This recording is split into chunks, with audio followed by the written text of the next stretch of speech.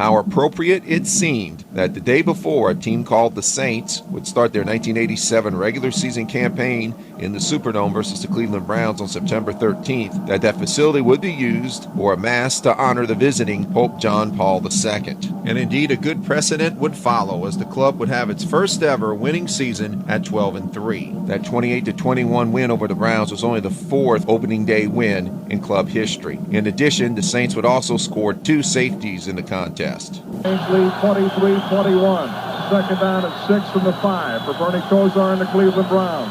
And he's hit again in the end zone.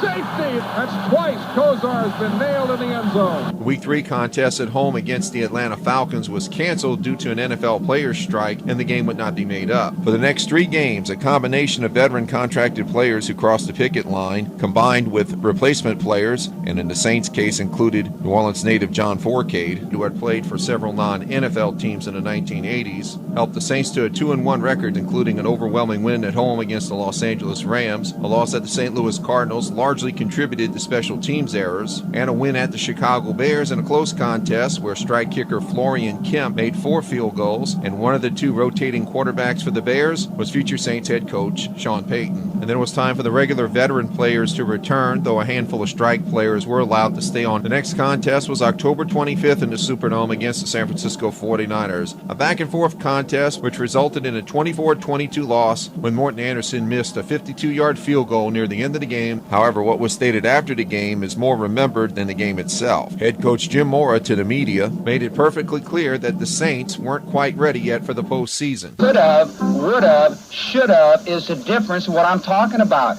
The good teams don't come in and say could have. They get it done. All right? It's that simple. I'm tired of saying could have, should have, would have. And what would turn out to be one of the greatest Saints rallying cries of all time led to the most interesting charge in club history. For the rest of the 1987 season, the Saints would go undefeated, starting on November 1 in a 38-0 win at Atlanta, and then a 17-point victory at the Los Angeles Rams. And then November 15th at the San Francisco 49ers, where the Saints came away with one of the more exciting plays on special teams. This is to give the 49ers a lead if he can make it. And the kick is blocked. It's picked up by Johnny Poe. Johnny Poe gets credit for the touchdown. Reggie Sutton on the block, and the score, a 58-yard run.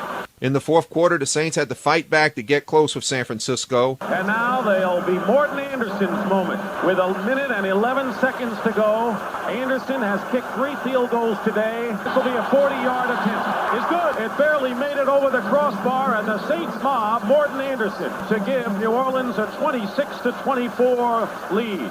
This play featured some good fortune as Morton Anderson had slipped while trying to kick the ball, and that's why it only made it by about a yard. The 49ers did get the ball back and was driving downfield to try to get into field goal range with no timeouts left. With a few seconds left, nose tackle Tony Elliott actually kicked the football before the official had a chance to spot it for the next snap. As a result, the clock ran out and game over. The next week was a 9-point victory over the New York Giants in the Superdome. And then November 29th, 1987 at the Pittsburgh Steelers, the contest that would seal the Saints' first ever winning season. Jim Henderson with you to tell you the play-by-play story of today's game. And who would have thought way back in 1966 that it would have taken 21 long years? Saints fans have waited for a winner.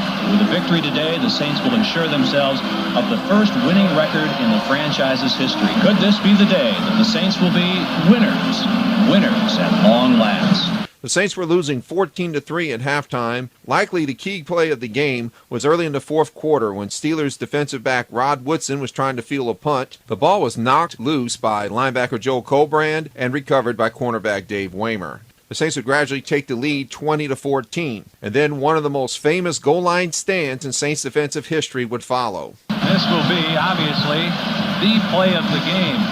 Malone is looking at a 4th and goal from the Saint 1-yard line. Pitching it to Pollard, sweeping left.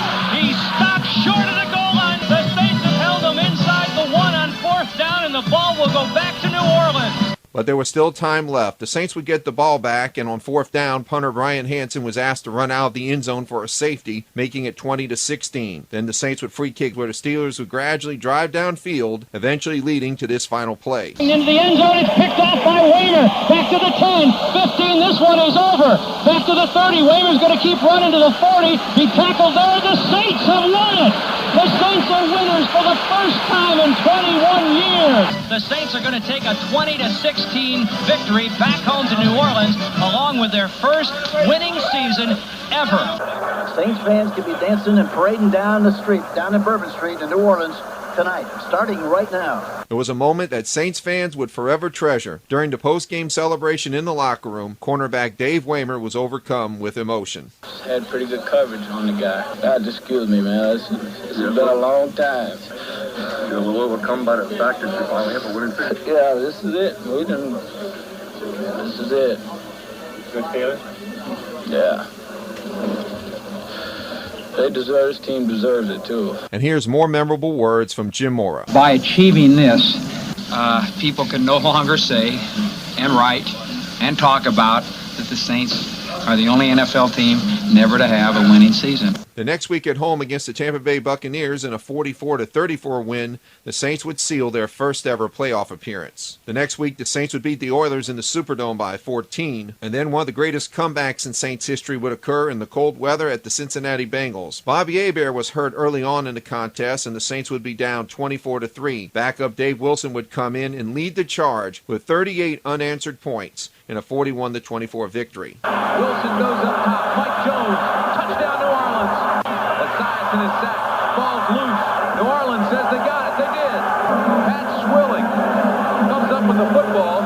Ricky Jackson and Jim Wilkes made their head to knock it loose. Hilliard, touchdown Saints. John Tyson, Buford Jordan threw key blocks. And New Orleans comes roaring back for Dalton. That's his second touchdown today. Esiason looks deep, has the ball back. Picked off. Van Jakes inside the 20 to the 10. Gets the block. He's down to the 1-yard line. The kid straight ahead. Touchdown, New Orleans. Ball's loose. Saints have it. And Wilkes, Ricky Jackson takes it down to the 20-yard line. That boomer never saw him coming. The Saints would close out the season with a 33-24 win over the Green Bay Packers in the Superdome on December 27th. Despite the 12-3 record, the Saints actually finished in second place in the NFC West, San Francisco finishing 13-2. To which that first ever Saints playoff game would be in the Louisiana Superdome on January 3rd, 1988 against the 8-7 Minnesota Vikings. Understandably, Saints fans thought it was really going to go their way early on. Here's a pass play by Kramer. He scrambles and he is sacked back at the 12-yard line. Racing in there and getting the sack with Ricky Jackson, the linebacker. And Kramer fumbles. New Orleans thinks they had the ball. They do. At the 10-yard line. And on second and goal, here is Hebert looking to pass, throws into the end zone. Touchdown! Eric Martin. They were in a slot that time, Jack. Man-for-man coverage. And Eric Martin ran a post pattern, post flag, was wide open in the end zone. But then little by little, the Minnesota Vikings would come back. Included in their 44-10 rout of the Saints was an Anthony Carter punt return, and on the last play of the first half, a Hail Mary. It high and long into the end zone, and it is a touchdown as Wilson threw it 44 yards. Hassan Jones, he came away with the ball. Follow the bouncing ball. And that's exactly what happened. It tipped up there, and he kept his eyes on it, was able to suck it right out of the air and come up with a play. 30-10. Wasn't that crazy? And converted on a 3rd and 18. And there was no time on the clock. They prolonged the half because of the penalty against the defense for delay of game. And while it was a tough loss to take, it was definitely a proud moment for Saints fans to finally reach the next level. Here's Jim Mora after the game. You can't take away the fact that this team won 12 games this year and had the second best record in the National Football League, and I'm very proud of what this team's accomplished. Proud for them and for the whole organization. Very proud. 6 players were named to the Pro Bowl: Morton Anderson, Brad Edelman, Reuben Mays, Sam Mills, Hobie Brenner, and Dave Waymer. The Saints special teams would score 3 touchdowns in unique ways, 2 of them off of block punts and 1 off a block field goal. And the Saints defense, which included what would later be called the Dome Patrol linebacking corps, had 48 turnovers. Jim Finks was named NFL Executive of the Year and Jim Mora Coach of the Year.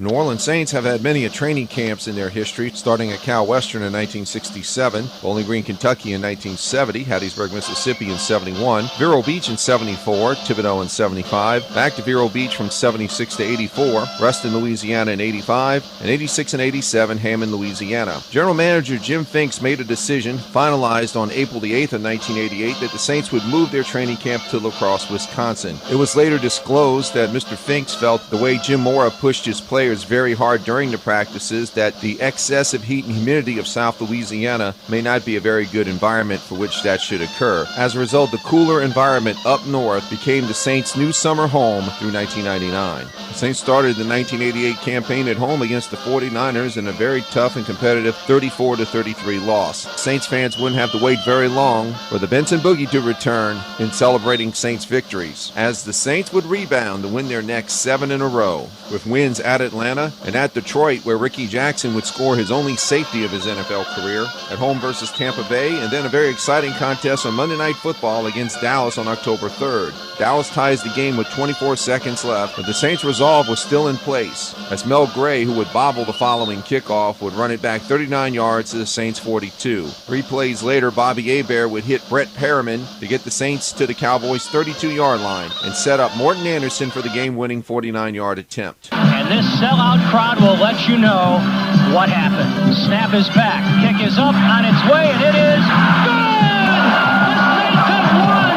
The Saints have won it on a 49-yard field goal by Morton Anderson, who's taking a victory lap around the field. Nobody can catch him to congratulate him. 3 more wins would follow, at San Diego, then at Seattle in a tough contest 20-19, where the Saints had to run back a blocked field goal for a touchdown. Then leading into the Raiders win on October 23rd, 20-6, offensive tackle Stan Brock was lost for the year with a knee injury that occurred during a full contact practice. In that Raiders victory, rookie running back Craig Ironhead Hayward, Saints first-round draft choice in 88, had the breakout run of the year. Craig Hayward gets the call on first down. The big rookie spins out of the pack. Look at this run by Hayward! Ironhead all the way for a touchdown. That, friends, is the first NFL touchdown for Craig Hayward, a 73-yard run. Then the Saints would lose 2 in a row at home to the Rams 12-10, where the Rams scored on 4 field goals. Then at Washington 27-24, where during the contest, Saints offensive lineman Jim Dombrowski was called for a 15-yard penalty for taking a swing at Redskins defensive lineman Dexter Mantley on a field goal attempt when Dexter Mantley before the snap had spit in Dombrowski's face. A victory would follow at the LA Rams, and then an overwhelming win at home 42-0 over Denver on November 20th, where the Saints' Mel Gray ended a 20-year punt return touchdown drought. Return is on. Short kick. Gray, 35, 45. He's going to go all the way.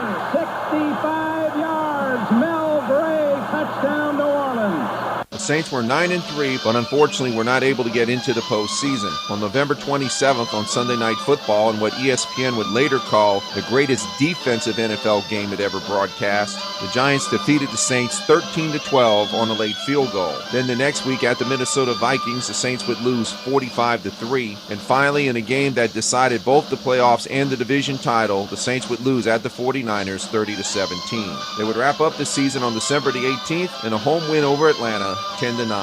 The final record for the season, 10-6.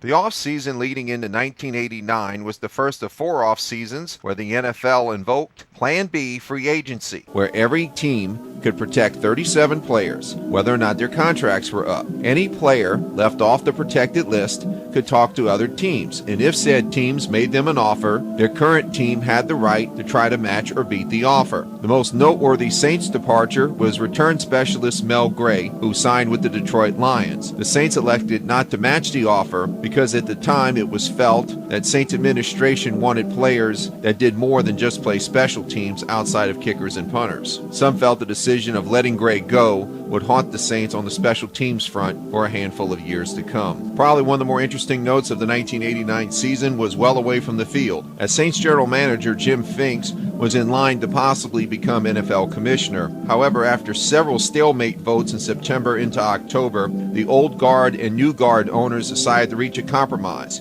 and on October 26th, named league attorney Paul Tagliabue as new commissioner. Jim Finks was offered the title of NFL president, but he turned it down because he thought the description was a little bit vague. The 89 Saints season started off on a big note as they opened in the Louisiana Superdome against the Dallas Cowboys with a 28-0 victory. In the contest, Dave Waymer would be the recipient of Cowboy rookie quarterback Troy Aikman's first ever interception. One day after the win, star outside linebacker Ricky Jackson was involved in a car accident. Initially, it was thought he might miss several weeks of action, but wound up only missing 2 games and had a brand new face mask designed to help protect his wired jaw, a design that he would keep for the rest of his career and became his unofficial trademark. The Saints also during this campaign had a bit of a teeter-totter when it came to punters. Brian Hansen was let go after the 88 season and replaced with George Winslow. However, because of both some punting issues and what Jim Mora felt somewhat questionable ability to hold for Morton Anderson field goals, Winslow was released after 4 regular season games and replaced with Tommy Barnhart, who had kicked with the Saints briefly in the strike of 87. 4 losses in a row would follow, including at Green Bay, where on a 4th down and 17 situation late in the contest, Packers receiver Jeff Query was given credit for a pass reception. The replay booth ruled that he caught the pass in bounds, even though it was obvious by many angles Query was out of bounds. Packers went on to score the winning touchdown from there. The next week at Tampa Bay in a 20-10 loss, both quarterbacks Bobby Hebert and John Fourcade were taken out of the game because of injuries. Since third-string quarterback Dave Wilson was on the inactive list for the contest, some concern had Lonzel Hill, wide receiver, going into the game at quarterback for the second half, but Bobby Hebert was able to resume his play despite having a knocked-out tooth. And then back in the Superdome on October 8th against the 49ers. Originally scheduled for at San Francisco, but because of the October 89 earthquake, the 2 home and away dates between the 2 teams had to be swapped over structure issues with Candlestick Park. The 49ers would win 24-20, but 2 of the touchdowns should have been replay overturned and were not, including a Jerry Rice touchdown where he actually fumbled at the 2-yard line, and the ball wound up going out of the end zone, which should have been a touchback for the Saints. 3 wins in a row would follow, at home against the New York Jets, at the LA Rams, and at home against Atlanta to go 4-4. And then that winning streak came to a crashing stop as on Monday Night Football in San Francisco, the Saints would be blown out 31-13. A win at New England would follow 28-24 due to an injury to guard Brad Edelman. Jim Dombrowski, for the first time in a Saints uniform, moved over from the tackle to the guard position and would wind up staying there for the rest of his Saint career. The next week, a win over Atlanta, which was followed by one of the more memorable losses in club history. November the 26th in the Superdome against the LA Rams. Rams wide receiver Flipper Anderson would set a then NFL record with 336 receiving yards. The Saints held a 17-3 lead with 4:40 left in regulation and allowed the Rams to score 2 touchdowns to tie it up at 17. In the 4th quarter, the Saints offense did not get a single first down. The game would go on to overtime, where the Rams' Mike Lansford would kick the winning 31-yard field goal. Final score 20-17 Rams. And then the next week, the Saints would lose 21-14 at the Detroit Lions to fall to 6-7 and be mathematically eliminated from the playoffs. After this contest, the story goes that Bobby Hebert and his agent Greg Campbell were given a verbal commitment by Saints general manager Jim Finks that he would get a brand new contract once the season was over and that he would be paid a starter salary that would be an average of what the top 10 quarterbacks in the league were making at the time. And then an announcement was made shortly afterwards that John Fourcade would be the starter for the last 3 games, stating that they want to give him real-time regular season experience. Fourcade's first start was at the Buffalo Bills on December the 10th in a 22-19 win. Turnovers on both sides kept the contest very competitive. Morton Anderson gave the Saints the lead for good on a 21-yard field goal just inside of 2 minutes left. The field goal nearly missed because of a strong crosswind. When Buffalo tried to come back, Brett Maxey intercepts a Jim Kelly pass to seal the victory. 2 more victories would follow to close up the season on Monday Night Football at home against the Eagles and on Christmas Eve against the Colts, also in the Superdome, 41-6. Story goes, as Jim Finks was watching the Colts contest, he truly thought that he had a second starting quarterback on his team in John Fourcade. As a result, when the season ended, Jim Finks told Bobby Hebert and agent Greg Campbell that there was no way he could keep that earlier verbal promise because he technically wasn't the starting quarterback anymore. To which one of the more interesting off seasons in Saints history would occur. But before we get to that, at season's end, Dalton Hilliard would go on to the Pro Bowl. He would rush for 1,262 yards that season and score 18 rushing touchdowns. Pat Swilling, an outside linebacker, had 16.5 sacks. And now here's our list of some of the more memorable Saints players from the 1980s. Quarterback, Bobby Hebert. Running backs, George Rogers and Reuben Mays. Fullback, Buford Jordan. Wide receivers, Eric Martin and Jeff Groth. Tight end, Hobie Brenner.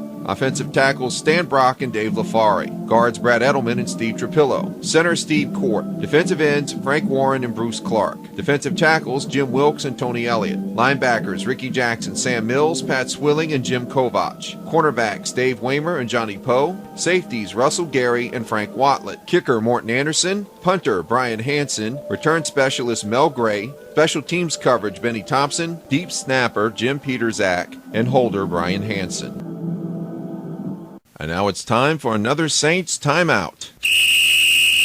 It was January 28, 1990, and the Louisiana Superdome hosted Super Bowl 24 as the 11-5 Denver Broncos, led by head coach Dan Reeves, took on rookie head coach George Seifert in the San Francisco 49ers. It turned out to be a very lopsided affair as the 49ers went on to win 55-10. Their quarterback Joe Montana was named game MVP. It was the 3rd time he was awarded the coveted title. Montana looks to Rathman, hits Rice. Rice scores for San Francisco.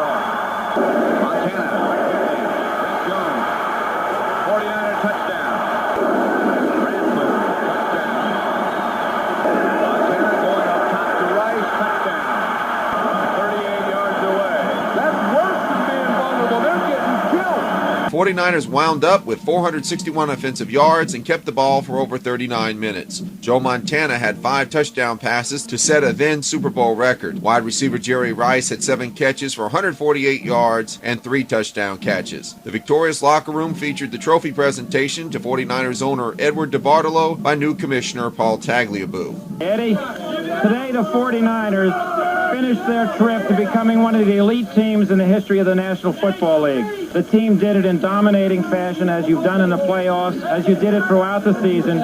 You've won your 4th Super Bowl. Congratulations. To you men, we have one hell of a football team, and I love you. God bless you, and thank you for being world champion. Coach Seifert also got a word in. Well, we're so happy and proud of this football team. There's no question about it. I'm happy for them as they were able to achieve this goal. And if they want to go for another one, that's fine with me.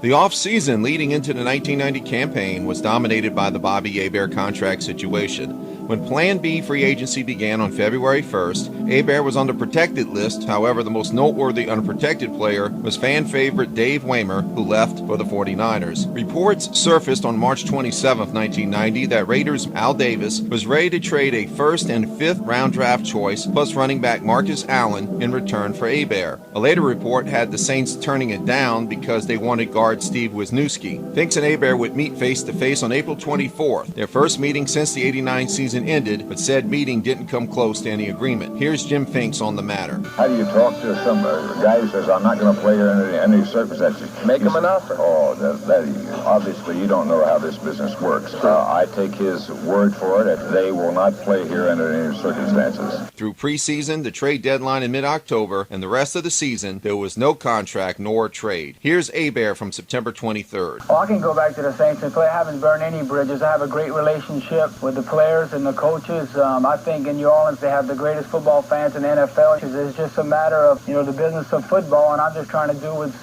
best for Bobby Hebert and his family. And, well, I don't really really think I was ever number 2 in New Orleans. My situation way back in December, that I wasn't going to ever get market value the way Mr. Finks runs things. Hebert and agent Greg Campbell sued in different levels of court, but was not successful in getting a trade or released. Most players remained behind Bobby Hebert in his contract fight, and a resolution wouldn't occur until June of '91. The Saints had some other bumps in the road they had to deal with, including the April 30th suspension of defensive end Frank Warren for 1 season over his 3rd violation of the NFL's banned substance and drug policy. In addition, at a scrimmage in London as the Saints were getting ready to play a preseason game versus the Raiders, guard Brad Edelman was lost for the season with a torn tricep muscle. He would end up retiring from football, and 9-year quarterback Dave Wilson was released from training camp. He would be replaced on August 14th with former Viking Tommy Kramer. The Saints would open up the regular season on Monday Night Football in the Superdome against the San Francisco 49ers. Quarterback John Fourcade would start. Offensive coordinator Carl Smith had changed up the offense somewhat, not wanting Fourcade to run around as much. Time management became the key in the game as the Saints would not score any touchdowns but were unsuccessful in running out the clock late in the game. As a result, the Saints had to punt. 49ers would slowly drive downfield. First down from the 19-yard line. And Taylor gets open at the 40, makes the catch, tackled at the 43 by Gene Atkins. 31 seconds.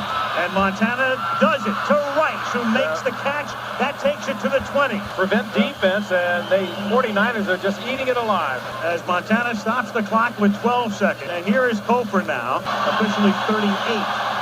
Helping to put it down. Chuck Thomas to snap it.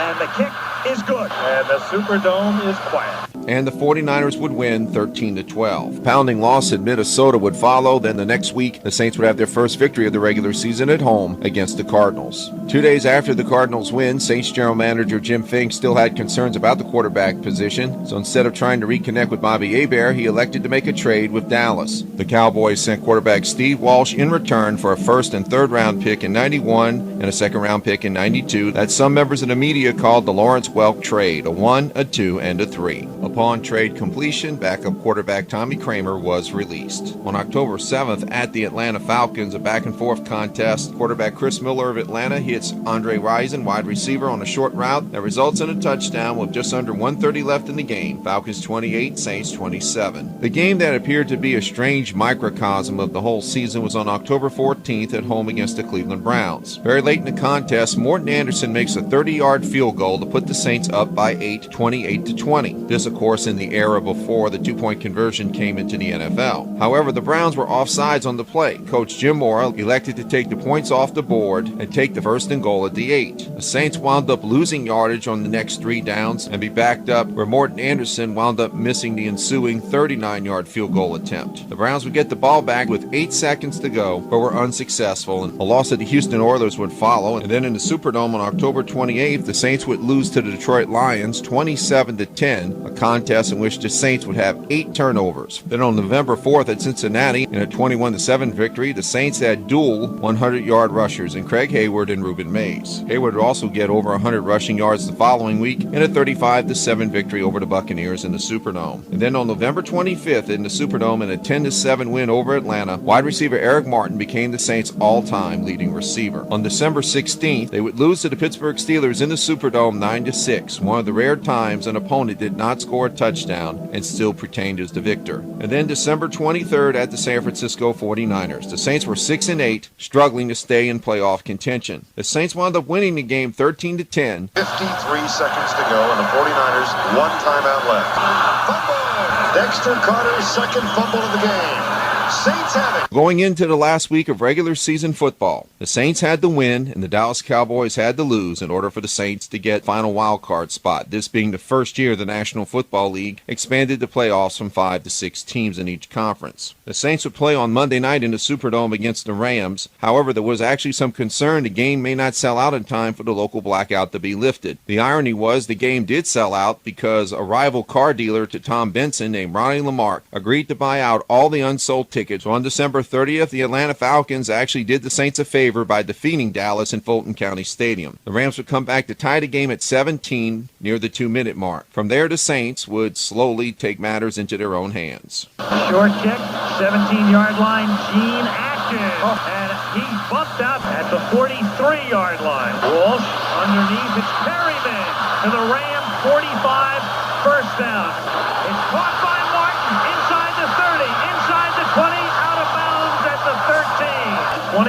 40-yard attempt. And a flag is that Alvin Wright was the guy who blocked it. Offside, defensive nosedive. After distance, repeat second down. A 25-yard try. Barnhart again will spot the ball at the 15-yard line. He spots the ball. Anderson kicks it. The Saints win.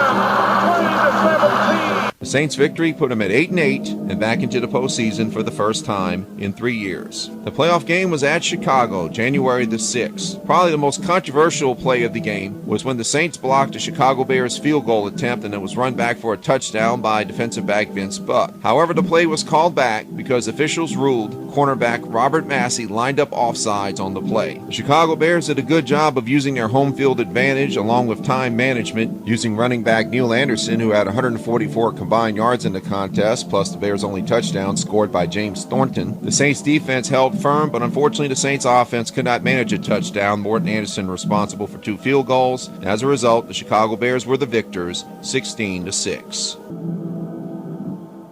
And now it's time for another Saints timeout. In 1991 and 92, New Orleans joined the ranks of the Arena Football League with a franchise called the Knight. That's N-I-G-H-T. The league office originally ran the franchise until it could find a permanent owner. The original head coach was Ed Kayat, who had been a Saints assistant coach from 1967 to 70. Along with assistant coaches Harold Jackson and Brian Gardner, the club went 4-6 their first year. By far, the 2 star players on the club were wide receivers / defensive backs Willie Culpepper and Milton Barney. Near the end of the 91 season, the league did find an owner in Mike McBath, a former Buffalo Bills player who had been a minority shareholder in the Orlando Predators. Leading into the 1992 campaign, both Kayat and Jackson left the Knight to join the Tampa Bay Buccaneers of the NFL. Some 15 of the 20 players from the previous year did not return to the squad, and new head coach Vince Gibson, formerly of Tulane University, definitely had his work on his hands. And despite bringing in former Saints defensive end Bruce Clark, the club mightily struggled with a record of 0-10. Upon conclusion of the 92 season, the club folded. The offseason leading into the 1991 Saints campaign had defensive end Frank Warren returning from his 1-year drug suspension, and on June 3rd, Bobby Hebert was re-signed with a new 2-year contract. General manager Jim Finks was not present at the signing. Training camp started mid-July, and on July 19th, late in the night, a shocking announcement was made as running back Reuben Mays announced his retirement from the NFL. Some felt he did so over past frustrations with his contract, and after sitting out all of 91, he would be traded to the Seahawks before the draft in 92. Also on July 30th, quarterback John Fourcade was released. With his departure, the 3 Saints quarterbacks were Bobby Hebert, Steve Walsh, and Mike Buck. Leading into the regular season, defensive back Robert Massey was traded to the Cardinals, and wide receiver Brett Perriman was sent to the Lions. The Saints would start the regular season 7-0. The regular season opener was at home against the Seattle Seahawks, a contest where Bobby Hebert was initially booed when he came out onto the field. However, those boos turned to cheers as on that first Saints offensive drive. Second down and 9. Hebert passes complete 30, 25, 20. Gil Finnerty into the end zone. Touchdown save. Pat Swilling, en route to being the 1991 National Football Conference Defensive Player of the Year, also ran back an interception for a touchdown. Seattle kept it close, and the Saints needed to come back to win the contest. The line of scrimmage is the 10. Hilliard is back with Hebert. 4th and goal. Over the middle. Makes a great catch. With the Saints up 27-24, Seattle tried to come back very late to tie the contest. Rookie Seattle Seahawk kicker John Casey should have had a simple 22-yard field goal to attempt. But before the snap, quarterback Dave Craig, who was injured and removed from the game earlier, told off an official and got a 15-yard unsportsmanlike penalty. As a result, the field goal attempt was moved back to 37 yards, to which Casey hooked the ball left. The toughest game of the first 7 was at Philadelphia on October the 13th. While the Saints won 13-6, quarterback Bobby Hebert would get hurt, and the after effects from which would cause him to miss 6 games later in the season. The Saints fans' new cheer for the season was Cha-Ching, largely inspired by a local restaurant chain's advertisements, uttered by an up-and-coming actor named Seth Green. Large fries and a large soda, Cha-Ching! Sandwich, large fries, and a vanilla milkshake. Bada-bing! The first loss of the year was on October 27th in the Superdome against the Chicago Bears. On the last play of the first half, Bringing Morton Anderson in, they're going to try the cannon. It'll be from 60. That's far enough. Going into the final 2 minutes of the contest, the Saints defense held the Bears to -9 net passing yards. With the 17-13 lead late in the contest, the Saints just needed a first down to run out the clock and win the game. But on third down, Dalton Hilliard was stopped by William the Refrigerator Perry. The Bears were greatly assisted when Saints punter Tommy Barnhart had a 16-yard shank, allowing Chicago to only have to drive 52 yards for the winning points. 59 seconds left. Harbaugh back to throw it. Touchdown Bear to Waddle. 2 more victories would follow, including a home win on November 10th against the San Francisco 49ers. During halftime, the Superdome put on a fireworks show.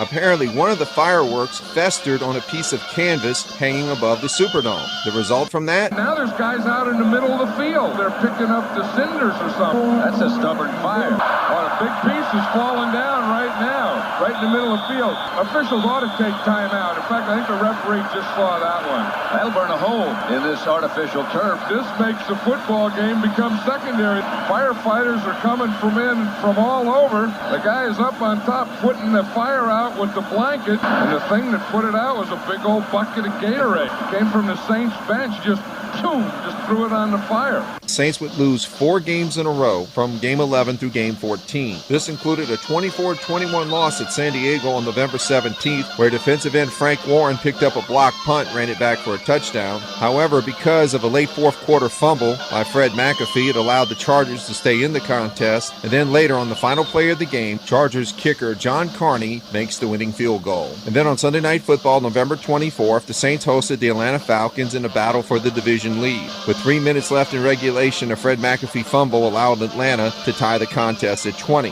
When the Saints got the ball back, 1st and 10 at their own 25-yard line, Saints head coach Jim Mora told quarterback Steve Walsh to go with 3 running plays. That wound up leaving some time on the clock, and when the Saints punted back to Atlanta, they had the opportunity to try 2 Hail Mary passes, which both failed. The game ends up going to overtime, a very long battle, but with 2:09 left, Norm Johnson, Bullhaig is the holder. It's a 50-yarder to win it. Got a chance.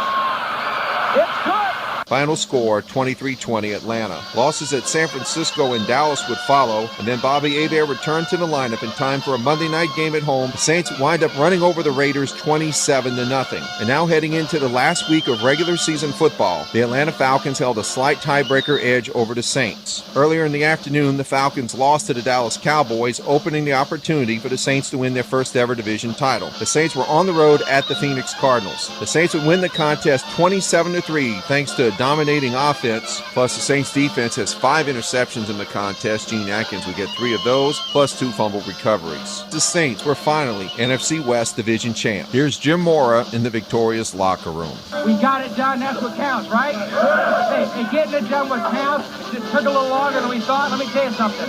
You guys deserve to be the NFC West champ. You're the best football team in this damn division. A hell of a job.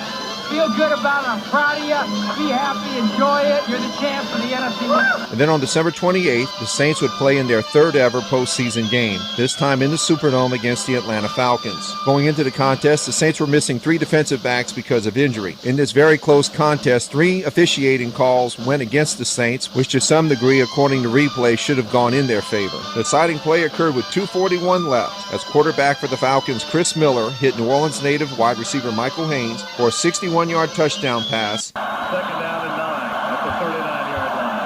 Blitz. Haynes makes the catch. Haynes into Saint territory.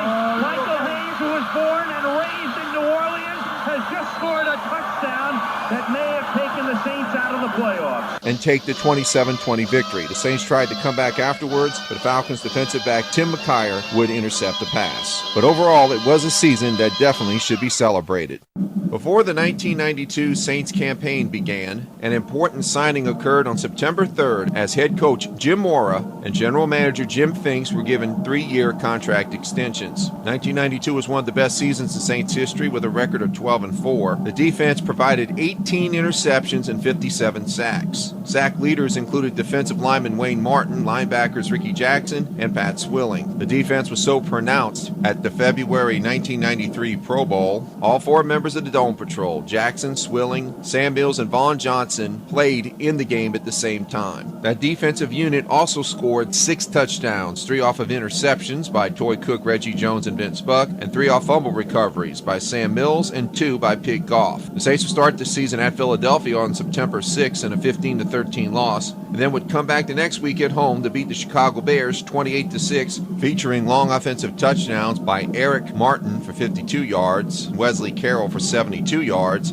plus these 2 defensive touchdowns. 3rd and 7. Jackson forces the ball free, and Robert Goff has it for a Saints touchdown. Ricky Jackson forced it, and Robert Goff picked it up and ran 22 yards for the touchdown.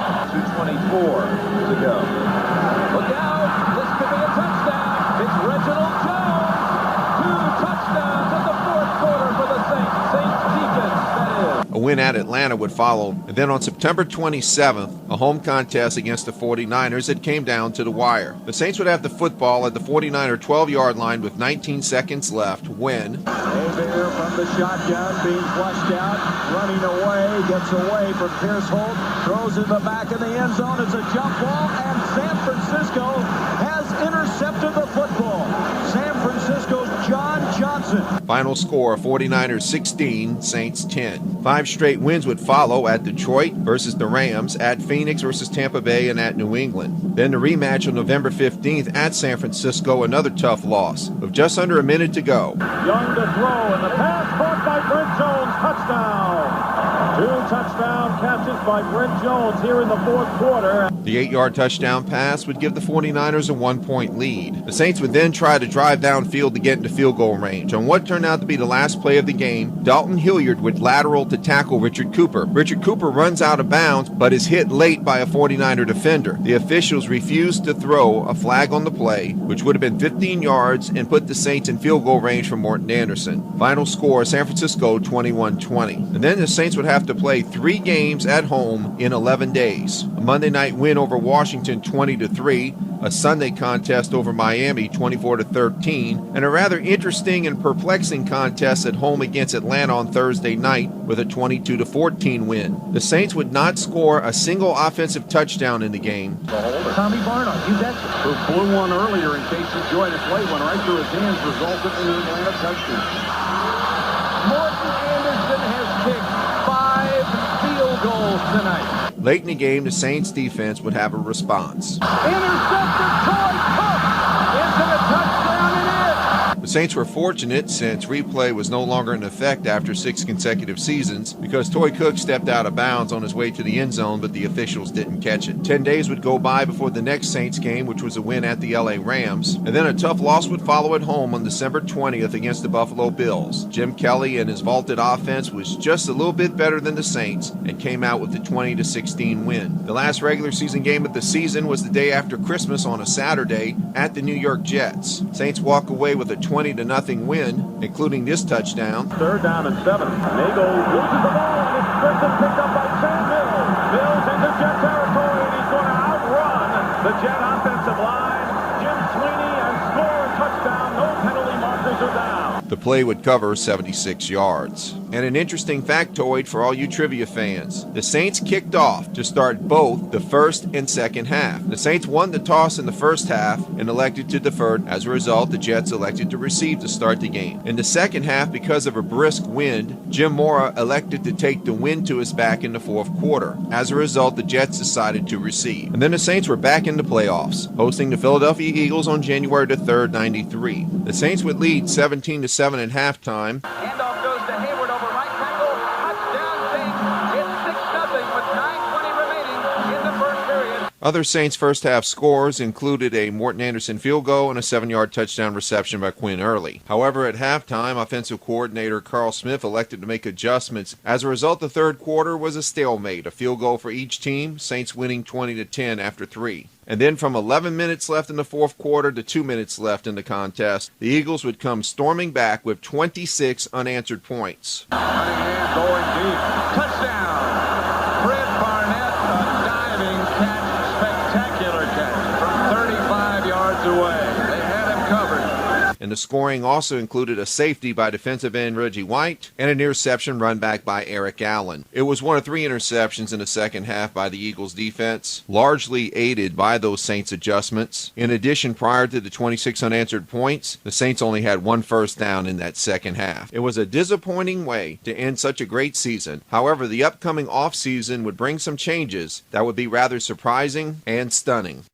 The 1993 Saints calendar year, it was very busy to say the least. Not long after the postseason ended, tackle Stan Brock was told he would not be re-signed by the club, which stemmed from an argument he had with offensive line coach Paul Boudreau. Jim Mora usually favored his coaches in said arguments. As a result, Brock would sign with the San Diego Chargers on May the 19th. March 1st marked the beginning of the first true free agency period in NFL history. On March the 10th, Steve Trapillo became the first Saints player to leave in true free agency, as he signed with less money with the New England Patriots because that part of the country is where he was from. On March 27th, Bobby Hebert is offered a 2-year, $6.2 million non-guaranteed contract. At the time, he rejects it because he wanted a 4-year deal that was guaranteed. Then on April the 12th, the Saints signed their first ever modern era free agency veteran and quarterback Wade Wilson from Atlanta, who gets $2 million a year for 3 years. At that same announcement, it is stated that Bobby Hebert would not be offered a contract, to which general manager Jim Fink states, quote, "The longer it dragged out and the more we thought about it and the consequences of having Bobby back or not having him back, it began to take shape where we think it's in our best interest to go in another direction," close quote. Hebert's agent Greg Campbell states that the Friday before, Finks had sent him a contract offer and Campbell approved it. Also that same day, fullback Craig Hayward signs with the Chicago Bears. 7 days after that, the Saints sign away Chicago fullback Brad Muster. And on April 21st, Bobby Hebert signs with the Atlanta Falcons for $3 million a year for 4 seasons. Then on April 25th, the same day as the collegiate draft, the Saints trade linebacker Pat Swilling to Detroit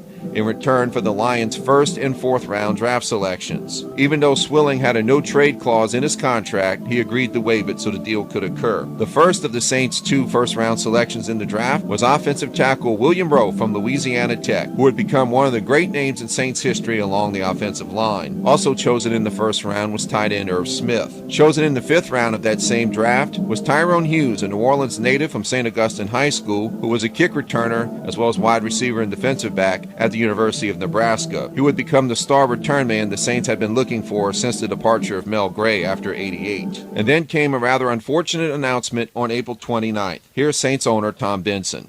And Jim, as you know, hadn't been feeling good. And of course, unfortunately, the diagnosis came out that it was cancer.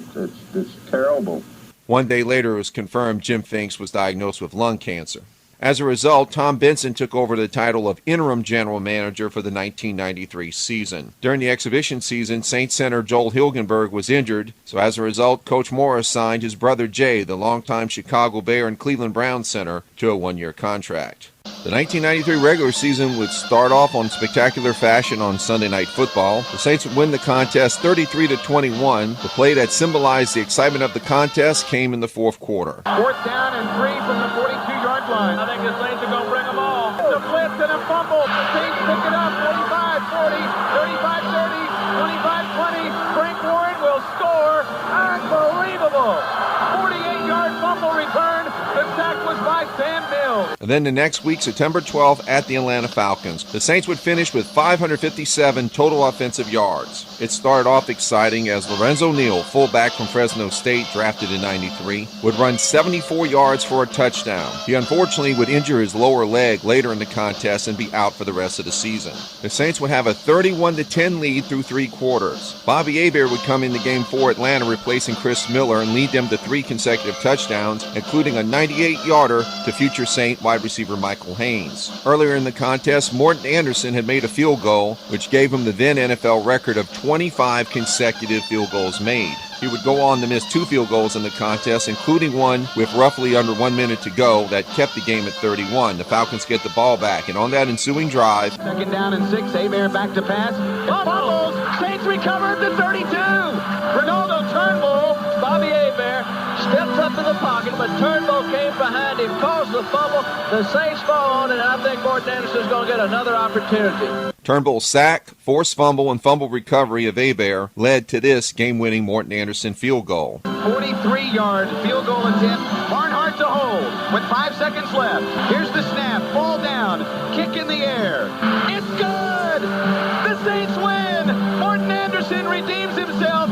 If you're looking for a big play, whoop, there it is. That comment made at the end of the field goal by then Saints play-by-play announcer David Garrett was the definite rallying cry for 1993 Saints fans. The following week, a victory over the Lions would occur, and then 1 week after that, on September 26, the Saints would host the 49ers in a very exciting and competitive divisional contest. It was a game where both defenses dominated. Late in the fourth quarter, the Saints defense held the 49ers at bay and allowed them to kick a field goal to tie the contest at 13. From there, the Saints offense would slowly drive downfield. A couple of important catches by Eric Martin on that drive would lead to this Morton Anderson field goal. 49-yard field goal attempt.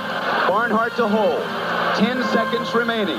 Here's the snap. Ball down. Kick is in the air. It's good! If you're looking for deja vu, whoa, there it is! Final score, New Orleans 16, 49ers 13. Then on October 3rd, the Saints beat the Rams in Anaheim 37-6, followed by one of 2 bye weeks for that season. And then something seemed to happen to the Saints that they never quite recovered from. October 17th at the Pittsburgh Steelers. Former Saints defensive backs coach Dom Capers was now the defensive coordinator at the Steelers. Knowing some of the coaches from his old team, he decided to use a lot of 8-man fronts, rushing anywhere from 3 to 8 men on any given play. As a result, the Saints running game was totally shut down. The pressure was too much, as the Steelers would walk away with a 37-14 win. From a historic standpoint, some consider this the swing point in Jim Mora's Saints career. A loss to the Falcons in the Superdome would follow, and then before their second bye week, the Saints played at the Phoenix Cardinals on Halloween Day. In the 20-17 Saints victory, New Orleans native Aeneas Williams, cornerback for the Cardinals, had a fumble return and an interception run back for touchdowns. The Saints would get the ball back in the second half of the fourth quarter and gradually drive downfield, allowing for Morton Anderson's game-winning field goal. On November 14th, the Saints would host the Green Bay Packers in another defensive battle, but late in the contest, Packers quarterback Brett Favre would hit Sterling Sharp for a wide-open reception that allowed Green Bay to kick the winning field goal by Chris Jackie, 19-17. A blowout loss at the 49ers would follow on Monday Night Football, and then November 28th, a comeback win at Minnesota featuring this at the end of the third quarter. Reveille's kickoff comes down to Tyrone Hughes from his 1. Breaking out to the right 15, turns the corner 25, 30, he's to the 40, making a move over Reveille. He makes all the way. Touchdown, Tyrone Hughes!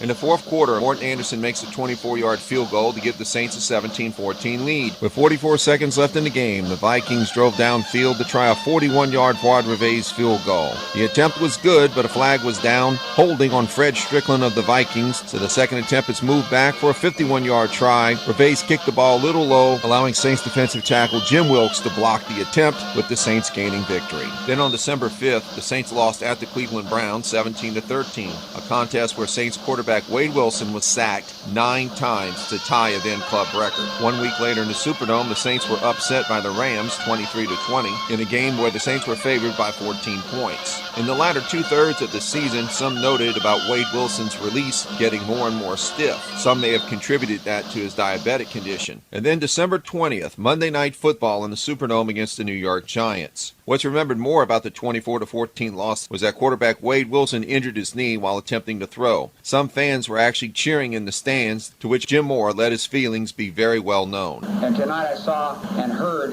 one of the most disgusting, rudest, sick demonstrations in my entire career, probably the worst. When Wade Wilson got hurt, I actually looked up in the stands and saw people standing, clapping, and cheering when he was laying on the ground with a knee injury. And I'll say this, those are some sick, sick, sick people. Mentally sick. I thought it was horrible, disgusting, embarrassing, shameful. It stunk. People are sick when they do something like that. Absolutely friggin' sick. Wilson would not play for the rest of the season. Story goes, the next day, Saints owner Tom Benson was so upset over the comments, he made Jim Mora sign an apology letter that was photocopied to all season ticket holders, asking them not to drop their tickets because the comments were only aimed at a select few fans. Also entered in the contest was center Joel Hilgenberg. Earlier in the season, his brother Jay had started the first 5 games of the regular season, so it was naturally immediately assumed that Jay Hilgenberg would be starting the next week at the Philadelphia Eagles. And then the Saints pulled a surprise announcement. As they stated, guard Derek Kennard would be moved over to the center position, with Chris Port at one guard spot and the other spot for Jim Dombrowski. Earlier in the year, Dombrowski had held out of training camp and preseason in order to get a new contract. Once he signed the new deal, Jim Moore elected to stay with Chris Port and Derek Kennard out of respect to them for sticking through the training camp regimen. The Saints would go on to lose that contest 37-26. In the locker room after the contest, Jay Hilgenberg told a reporter that the real reason why he didn't start was in his contract he was scheduled to make a $50,000 bonus for his sixth start. And then the Saints played their last regular season game of the 93 campaign at home against the Cincinnati Bengals on January 2nd, 1994. Jay Hilgenberg did start with the Saints winning 20-13. Eric Martin would score the winning points early in the fourth quarter. At halftime, tight end Hobie Brunner was honored for 13 years of service to the Saints as he was in the process of retiring. Just after the season ended, Jim Wilkes also announced that he was retiring from the Saints after 13 years. Jay Hilgenberg would also leave football after the season. The Saints would miss the playoffs with a final season record of 8-8. Some argued the record would have been better if it wasn't for several injuries that occurred throughout the season, especially on defense. Linebacker Sam Mills at one point was gone for 6 weeks. Defensive lineman Frank Warren was gone with a broken leg during the second half of the year. As a result, several different linemen would rotate positions, and early on in the year, safety Brett Maxey was gone with a leg injury. The following offseason would bring even more changes, some of which would also be a little bit surprising.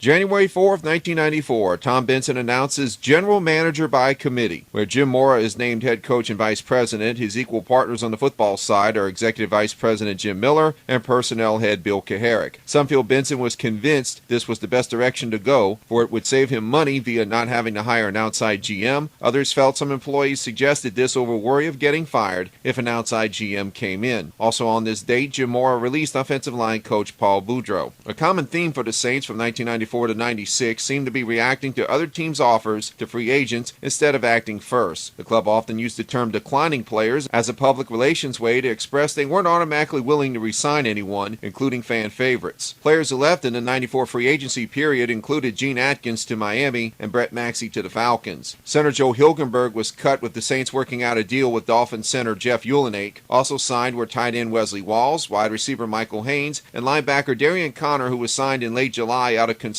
that linebacker Joel Smingy may not be ready to replace Ricky Jackson, who remained unsigned. Later in the regular season, the Saints would sign cornerback Vinnie Clark, who had been cut by Atlanta. Linebacker Ronaldo Turnbull received a new contract paying him some $3 million a year coming off a Pro Bowl season. The Saints were actually close to signing former Steeler and Eagles quarterback Bubby Brister, where a verbal agreement was in place, but before he was scheduled to return the next day to sign, fullback Brad Mustard told the Saints that the Rams were willing to trade away quarterback Jim Everett, to which the Saints only had to give up a 7th-round draft choice. Hence, the Brister deal was canceled. In the college draft, the Saints' first-round selection was defensive end Joe Johnson from Louisville, who would go on to be a Saints Hall of Fame inductee. All business was put on hold on May 8, 1994, as Saints general manager Jim Finks had passed away from lung cancer at age 66. Here's some of Jim Mora's memories of Mr. Finks. Jim liked to refer to people, if they were just real good football people, as a purist, and he was the purest of the purists when it came to a football guy, a football man, and I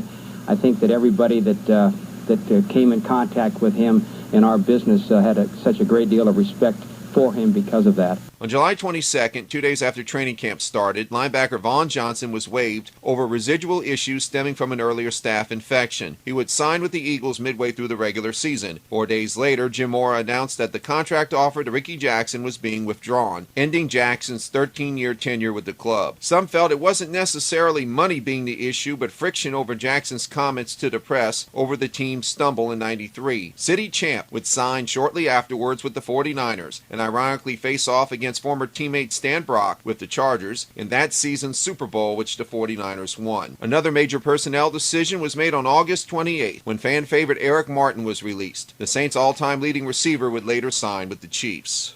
Also in 94, the Saints created a new club-level section in the former Loge, where the Saints claimed a survey of most season ticket holders in that area were willing to pay an extra $100 per seat in return for added features. The Saints refused to release the survey, and later it was discovered most of the renovations were installed within 4 weeks of the first preseason home game. And according to TV interviews with fans on opening day, reviews were mixed at best. September 4th, opening day, a home contest against the Kansas City Chiefs. The late Jim Finks was honored at halftime by being inducted into the Superdome Wall of Fame. The Saints would go on to lose the contest 30-17 and then lose the next week to the Washington Redskins in the Dome, largely because of special teams errors. A little bit of trivia from this contest: first Saints player to score a two-point conversion in the regular season, wide receiver Torrance Small. The Saints would go on to start the season 2-5 before one of the wackier games in club history occurred on October 23rd, a home game against the Los Angeles Rams. 4 90-plus yard touchdowns were scored in the contest, including a couple by star kick returner Tyrone Hughes. Here's Sendejas' kickoff. Tyrone Hughes from his own 9-yard line up to the 20, running to the far side. There's a seam. He's up to the 40. 2 men to beat. He's to the 40 of the Rams. 30, cuts it back. Still running. 10, 5, touchdown, save! 92 yards for Tyrone Hughes. Here's Sendejas' kickoff. Tyrone Hughes from his own 3-yard line, straight ahead 10, 15, far sideline 20, up to the 30, up to the 40, and he's got Sendejas to beat. He may be going again. Tie on the fly. The daily double, folks. That's another touchdown on a kickoff return by Tyrone Hughes. 98 yards. Can you believe it?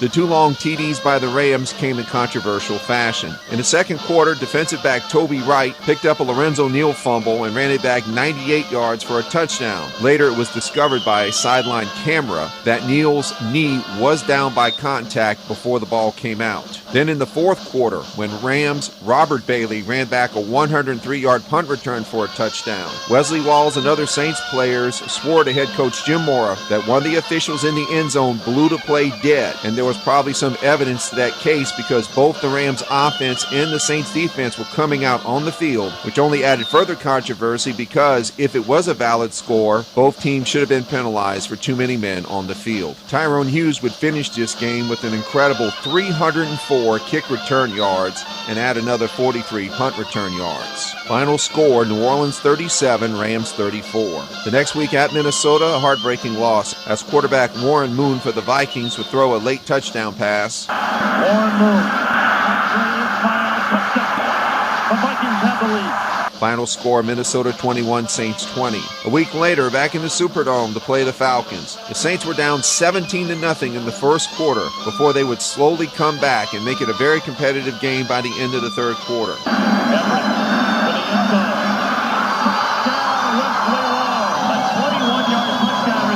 The Saints would get the ball back near the end and gradually drive in the range for Morton Anderson's game-winning field goal. Everett down the middle.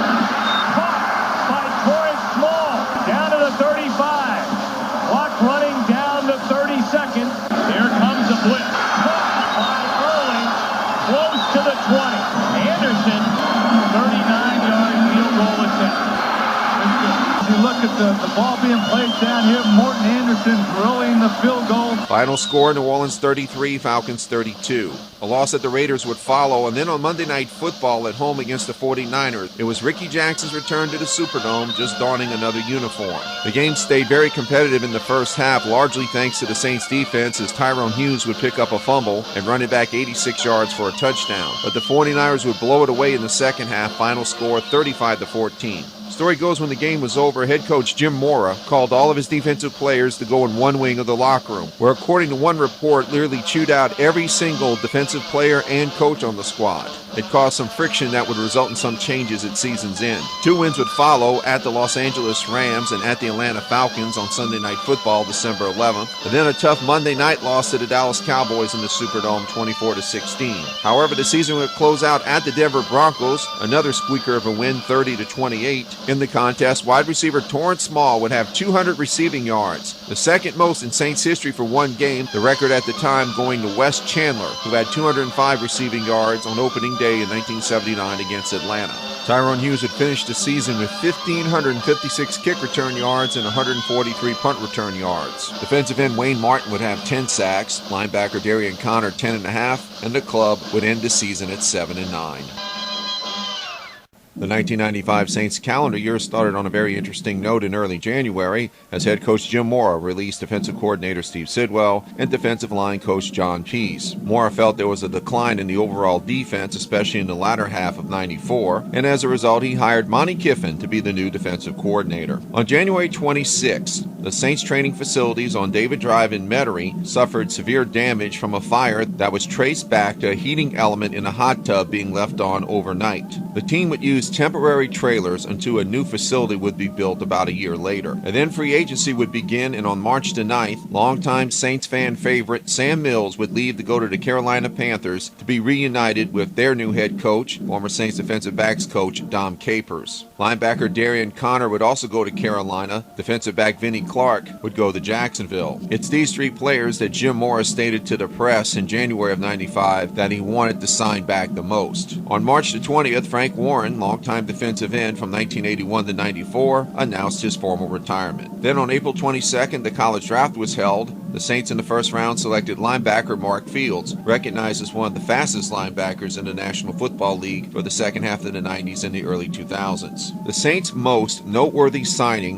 in the 1995 free agency period was cornerback Eric Allen from the Philadelphia Eagles. He had signed a 10-year offer with the Saints around March 19th, and then a week later the Eagles formally announced that they would not match the Saints' offer. Likely the hardest news to take for Saints fans was on July 19th, the day before training camp start, as Morton Anderson was released. As it was reported by some media outlets, Anderson was told the day before if he did not take a 50% pay cut, he would no longer be with the team. The Saints told the press they still felt they had a good chance of signing Morton once again, but instead, less than 24 hours later, he signed with the Atlanta Falcons, who agreed to let go of longtime veteran kicker Norm Johnson. Here's an interview with Morton Anderson at the airport right after signing with Atlanta. Well, I'm a little bit in shock, but and it has happened very quickly. The last 48 hours have probably been, the most eventful hours of my life, and the biggest changes have happened as far as my career.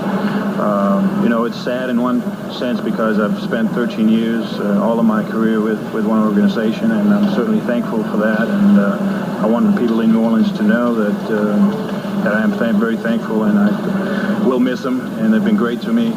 And here's Jim Mora's comments after Morton's departure. Morton had an awesome, outstanding, great career with the New Orleans Saints. Helped the Saints win a lot of games, was a great member of this team, was a very team-oriented guy. I consider him a good friend, and I wish him all the luck in the world. Later on in training camp, the Saints would sign former Redskins kicker Chip Lowmiller, who would eventually win the starting role in '95 over Kerry Blanchard. The 1995 Saints regular season started off on an 0-5 note, though they were competitive in 4 out of those 5 losses. Probably the most distinct loss was Game 3 in the Superdome, ironically against Morton Anderson and his new team, the Atlanta Falcons. The game would eventually go to overtime, and then late in the contest, the Falcons would get the ball back, and after a long reception from Jeff George to Eric Metcalf, Morton Anderson would come out to kick the game-winning field goal. And what incredible irony. With a 21-yard field goal to win the game 6 times in the uniform of the New Orleans Saints, he beat the Atlanta Falcons. Maybe now turnabout is fair play. Morton Anderson has just won the game for the Atlanta Falcons. Coming back home after 13 years in a New Orleans uniform, Morton Anderson's game-winning field goal just did in his old coach, Jim Mora.